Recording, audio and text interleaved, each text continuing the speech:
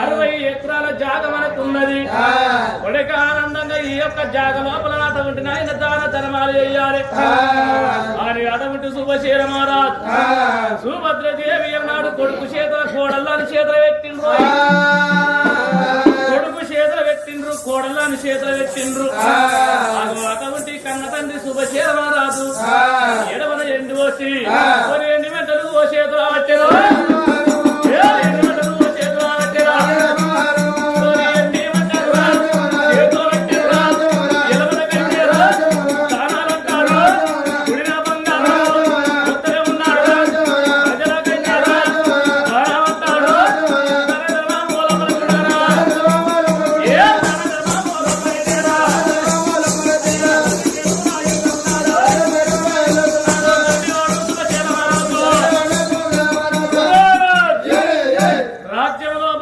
ధర్మాలు చేసినోడు ఇప్పటికి అప్పటికి చూడుండ్రి తల్లాల ఎన్నాడు దానం చెడని పదార్థము అంటారు.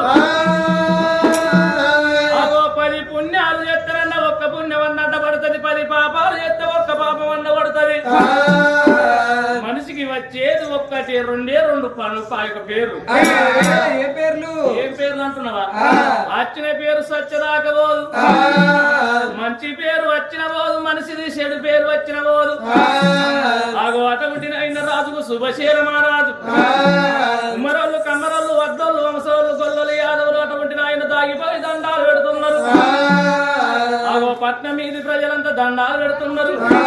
శుభశీల మహారాజు ఉడికాని నువ్వు వచ్చేదాకా రాజ్యం పైలము దేశం పైలము అని మంత్రులను విలిచిండు. కొడుకులాల ఎండకు వేయినోళ్ళని నీడకు దేవాలి, అన్నం లేనోళ్లకు అన్నం పెట్టాలి నా కొడుక, అటువంటి వస్త్రాలు లేనోళ్లకు వస్త్రాలు పెట్టాలిరా. ఎండకు వేయినోళ్ళని కొడుక నీడకు రమ్మాలని అటువంటి మంత్రులకు రాజ్యం లోపల దేశం లోపల శుభశీల మహారాజు మంత్రి రాజ్యం చేతులు పెట్టి గుర్రం వేడికి వచ్చింది. నా భార్య దగ్గరికి పోయి కమలవంతా అన్నం చేస్తున్నారు. ఎనుకటి కాలం లోపల అవలాల అక్కలాల తిరామ ఇలకలాల భర్త వచ్చేదాకా భార్య భోజనం చేయలేదట.